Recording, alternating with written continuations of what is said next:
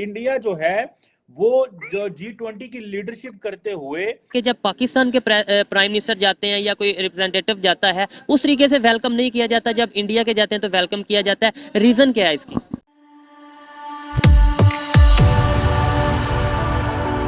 जय हिंद दोस्तों, मोदी देश में आपका स्वागत है। दोस्तों, आज पाक मीडिया मोदी जी जो G20 में गए हैं उसके बारे में बात करें। पाक मीडिया कह रहा है कि G20 में मोदी जी की बहुत ही ज़्यादा इज्जत हो रही है और बाइडेन भी आके उनसे गले मिल रहे हैं। तो पाकिस्तान जब बाहर जाता है तो पाकिस्तान की ऐसी इज्जत क्यों नहीं होती?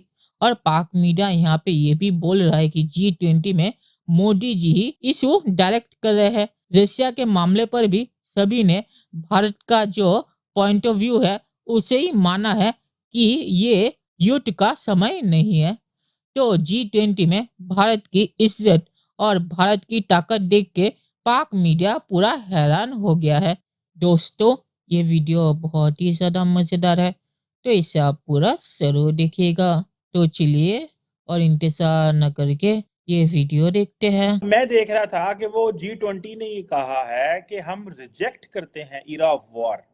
आप क्या समझते हैं कि इंडिया जो है वो जो G20 की लीडरशिप करते हुए ये जो बैलेंस अप्रोच दे रहा है कि वेस्ट जो है वो टफ लाइन लेना चाह रहा था यूक्रेन के ऊपर, लेकिन इंडिया ने सुनने में आया कि जॉइंट कम्युनिके में बड़ा असर और सूख डाला। उन्होंने कहा हमें प्रेसिडेंसी मिल रही है तो इसको जरा टोन डाउन करें, रशिया को जरा फेस सेविंग दें। आप कैसे देखते हैं इसे? एरा ऑफ वॉर की मतलब है चीमा साहब कि फालतू की बेबुनियाद लड़ाई। अगर किसी ने किसी की जमीन पे कब्जा किया वो लड़े, वो लड़ाई जायज है, वो लड़ाई हक की लड़ाई है। ये लड़ाई क्या है? ज़ेलेंस्की को नेटो का मेंबर बनाने की लड़ाई। ना ज़ेलेंस्की रहा, ना नेटो रहा, ना वो ना होगा 2.5 मंथ ना राधा नाचे की बात तो वही हो गई। तो यहाँ किसको क्या मिल रहा है? वर्ल्ड को अपने रिसेशन में लाया, अमेरिका रिसेशन में है, पूरा यूरोप रिसेशन में, चाइना रिसेशन में। So what has this war got? So we have been always talking vision of sanity. It is not the era of war. अभी G20 की मीटिंग चल रही है इंडोनेशिया में, जिसमें इंडिया के प्राइम मिनिस्टर गए हैं और उन्हें काफ़ी ज़्यादा वार्म वेलकम किया गया है। कभी मतलब ऐसा देखने में आता है कि जब पाकिस्तान के प्राइम मिनिस्टर जाते हैं या कोई रिप्रेजेंटेटिव जाता है उस तरीके से वेलकम नहीं किया जाता, जब इंडिया के जाते हैं तो वेलकम किया जाता है। रीज़न क्या है इसकी? यार रीज़न आप लोगों के सामने है। वो है अपने प्रोजेक्ट्स लेके जाते हैं वहाँ पे।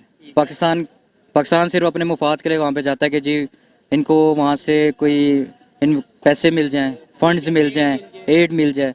मतलब ये अपने प्रोजेक्ट्स तो नहीं ना लेके जाते वहाँ पे। अब इंडिया, आप देख लें, इंडिया हमसे बहुत आगे है।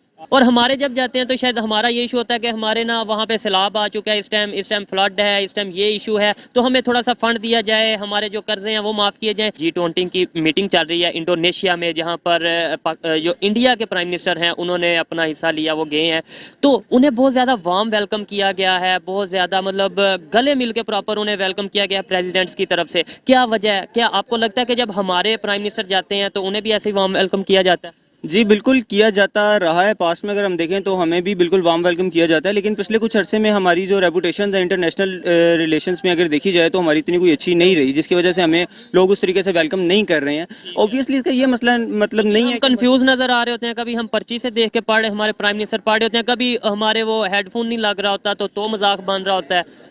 लेकिन वो तो जनरल चीज़ें हैं ना। देखें, हमारी नेशनल लैंग्वेज भी नहीं है इंग्लिश, तो हम इसको ऐसे ब्लेम नहीं कर सकते कि हमारा जो है वो प्राइम मिनिस्टर को इंग्लिश नहीं आती। लेकिन ऑब्वियसली हमारी जो ऑफिस की लैंग्वेज है, हमारी जो पेपर वर्क में आती है हमारी लैंग्वेज, वो इंग्लिश है, लेकिन हमारे करना चाहिए। और ये चीज़ें कितनी मुश्किल नहीं है कि अगर हमारे जो लीडर हैं वो कोशिश करें। बात की जाए इंडिया के प्राइम मिनिस्टर की, कभी हम देख रहे होते हैं उन्हें इंडिया अपना यूएस की तरफ से प्रेज किया जा रहा है, कभी हम देखते हैं उन्हें रशिया की तरफ से प्रेज किया जा रहा होता है, कभी यूएई की तरफ से। इवन हमारे इमरान खान साहब जो उनसे हैं वो भी काफ़ी दफ़ा प्रेज कर चुके हैं कि भाई इंडिया वाले बहुत अच्छा काम कर रहे हैं। क्या वजह, क्यों उन्होंने मजबूर कर दिया दुनिया को उनकी तारीफ करने पे? देखिए, एक तो सबसे पहली बात तो ये है कि जो इंडियंस हैं वो एक तो हमारे से पॉपुलेशन में बहुत ज़्यादा है, तो ऑब्वियसली उनका टैलेंट भी हमसे बहुत ज़्यादा है। बिल्कुल ऐसे जो हमारे खासतौर पर रिप्रेजेंटेटिव्स हैं उन्हें भी ये देखना चाहिए कि ये चीज़ें कोई मुश्किल नहीं है। आपको अगर स्पीकिंग स्किल्स नहीं आती तो आप सीख सकते हैं। आप इस हवाले से क्या कहना चाहेंगे? अगर इंडिया के प्राइम मिनिस्टर जाते हैं उनकी रिस्पेक्ट की जाती है, वार्म वेलकम किया जाता है, हमारे अगर प्राइम मिनिस्टर कहीं जाते हैं तो उस तरीके से शायद वो रिप्रेजेंट नहीं कर पाते अपने आप को, या क्या मसला होता है कि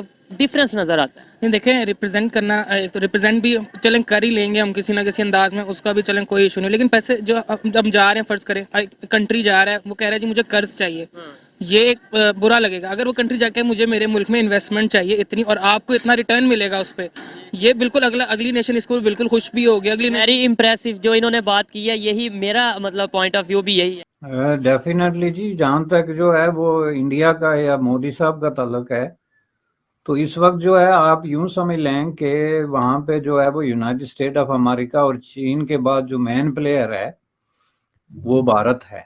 एक तो ये है कि उसकी इस वक्त की G20 की जो एडमिनिस्ट्रेटिव पोजीशन है उस हवाले से, जो कि वो इस पोजीशन में है कि किसको इनवाइट कर रहा है, किसको नहीं कर रहा है, और किस तरह जो उसके साइड इवेंट्स हैं, जो इस फोरम के साइड इवेंट्स हैं, उस पे वो क्या रोल जो है वो प्ले कर रहा है।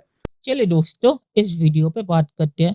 तो पाक मीडिया ने जो कहा कि मोदी जी ने लोगों को रशिया पर अपना जो पॉइंट ऑफ व्यू है वो मनवाया।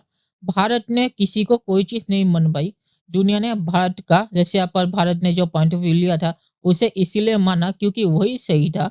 रशिया से जंग कोई भी एफोर्ड नहीं कर सकता। तो भारत ने जो पॉइंट ऑफ व्यू लिया था कि रशिया को ये कहना कि ये अभी युद्ध का समय नहीं है और रशिया को अब शांत हो जाना चाहिए, तो उसे सबको मानना था क्योंकि इस समय वही सही चीज थी। तो ये कहना गलत है कि भारत ने दुनिया को अपनी चीज मनवाई। भारत ने सही पोजीशन ली, इसलिए दुनिया ने उसे माना। और पाक मीडिया ने सही कहा कि दुनिया में भारत अपने प्रोजेक्ट्स लेके जाते हैं, दुनिया को भारत में इन्वेस्टमेंट करने की अपॉर्चुनिटी दिखाते हैं कि अगर आप भारत में इन्वेस्ट करेंगे तो आपको इतना रिटर्न मिलेगा। तो इसीलिए लोग भारत में इन्वेस्ट करते हैं और इसीलिए भी लोग मोदी जी को इतनी इज्जत देते हैं क्योंकि इससे उनका भी फायदा होगा। भारत में इन्वेस्टमेंट होगी, उसे भारत और जो देश इन्वेस्ट करेगा उनका फायदा होगा, इसीलिए दुनिया भारत की इज्जत करते हैं। पाकिस्तान की इज्जत इसीलिए नहीं होती क्योंकि पाकिस्तान जहाँ भी जाता है वहाँ पे पैसे मांगता है। वो अगर इन्वेस्टमेंट की बात भी करता है तो वो इन्वेस्टमेंट नहीं होती क्योंकि जो भी पाकिस्तान में अपना पैसा लगाता है वो पैसा डूब जाता है। तो इसीलिए पाकिस्तान को इज्जत नहीं होती। और आखिर में मैं ये कहूँगा कि मुझे इससे हैरानी होती है कि पाकिस्तान ये सोच भी कैसे लेता है कि शहबाज शरीफ अगर किसी देश जाएगा तो उसकी इज्जत होगी क्योंकि शहबाज शरीफ पैसे मांगने के लिए जाता है और जो बंदा पैसे मांगने के लिए जाता है उसकी इज्जत किस देश में होती है। तो इस हालत में पाकिस्तान ने एक सोच भी कैसे लिया कि शहबाज शरीफ की किसी देश में इज्जत होगी या उन्हें मोदी जी की तरह इम्पोर्टेंस मिलेगी। तो मुझे इससे हैरानी होती है कि पाकिस्तान ये सोच भी कैसे लेता है। तो चलिए देखते हैं कि फ्यूचर में क्या होता है। दोस्तों ये वीडियो देखने के लिए बहुत बहुत शुक्रिया और हमारे चैनल को सब्सक्राइब करना मत भूलिएगा। Thank you very much.